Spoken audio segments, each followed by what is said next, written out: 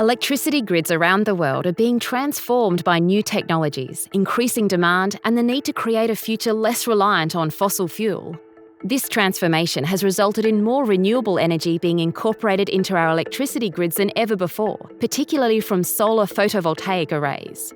Renewable energy from solar no longer simply supplements the existing grid, it plays a critical role in supplying reliable electricity to our homes, businesses, and workplaces. My name is Jürgen Reinert, and I'm the CEO of SMA Solar Technology. This year, SMA is celebrating 40 years. Founded in 1981, we are the inventor of string technology and thereby greatly helped introducing photovoltaics as we know it today. My name is Alex Wanners, and I'm the Chief for System Design at the Australian Energy Market Operator. So Australia at the moment is experiencing the fastest transition of its energy system of any country in the world. Per capita, we are installing more renewable energy than any other country. If this speed continues, in about 20 years, we will reach well above 90% penetration of renewable energy in Australia. My name is John Cole, and I'm the Chief Executive and founder of Edify Energy. Australia is a bit of a bellwether for the global energy sector in my mind, the issues that are being faced into in this country, because we've seen the pace of change already. In 2030, so less than 10 years from now, I envision a world where most of the power is coming from renewables. And photovoltaics will have a substantial part of that. So in order to run a system like that, the capability of renewable energy power stations need to be so sophisticated that it can keep the existing system stable and secure. What do we do when the entire network is built off power electronics, all generations power electronics? How do we keep it stable? Previously we focused on what the generator was inside the solar farm fence, whereas now it's more about how that solar farm generator interacts with the network from a grid stability and electrons perspective. We've seen this pursuit of the lowest cost electron on the network, but maybe that's not the best electron. The energy system is a 50 Hz AC system, and system strength means that the system has the ability to keep the voltage waveform in a stable form, even if they are small or in fact large disturbances, because that voltage waveform tells all of the plants in the system when they can and can't inject their energy. So if that gets out of sync, it can actually create real damage.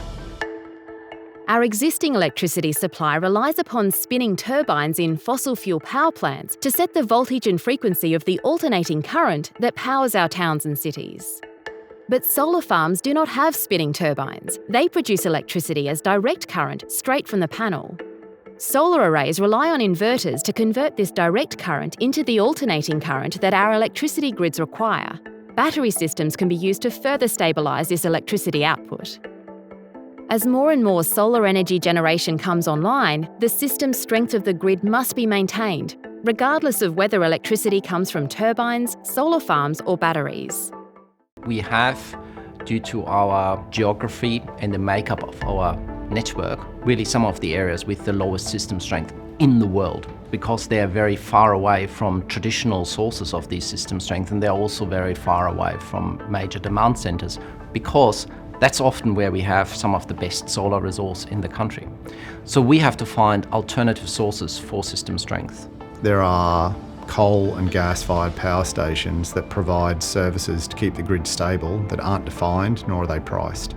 In the future, I believe that we will see definition around them and a market created for them. What we would love to do is actually use the capability of modern inverters to use 21st century technology to ensure that energy gets injected at exactly the right points in time. The true brain of the solar farm and the way it interfaces with the network is the inverter, so that is the heart. You need to make sure that that bit of kit is something that you are very comfortable with performing. We need much more multi-functional inverters on the network that can help solve a lot of these grid stability problems, particularly in this country. Where we started to work really intensively with SMA was when we tried to find a solution to the West Murray issue. The West Murray Zone is an area with absolutely beautiful solar resource, but it is very far away from demand centers. It doesn't have any major generators, so it has very low levels of system strength. What we discovered after a number of solar farms have connected there through some very sophisticated computer simulations that if one of those lines trip, the whole system would start to oscillate. And that could have dangerous consequences for a number of users there, and it could escalate and have even more catastrophic consequences. We had to constrain the output of these solar farms to a safe level, and then we had to find a solution. And I still remember a late night phone call to SMA in Germany where we're talking to their lead engineer, and they were saying, oh yes, we've never seen plants operate in an area with such low system strength, but we have an experimental setting that might be helpful. And I thought, oh my God, here we go, doing a major experiment on the national electricity market. Our engineers got together with SMA's engineers, and we established a working group to really test whether this experimental setting, as they called it, could work. And in the end, it did. It proved to solve the problem, and we could release the output of these solar farms, and that really solved the issue in the West Murray zone. We've implemented a firmware upgrade that basically enables us to change the way the inverter operates from a reactive power perspective. You can change the software, and through the change in the software you can change the behavior of the plant, and that is exactly what we were able to do together with SMA. I think together we were able to solve a major system security issue and frankly also a major commercial issue. With our technology, PV power plants, together with storage systems, can ensure grid stability and also grid forming.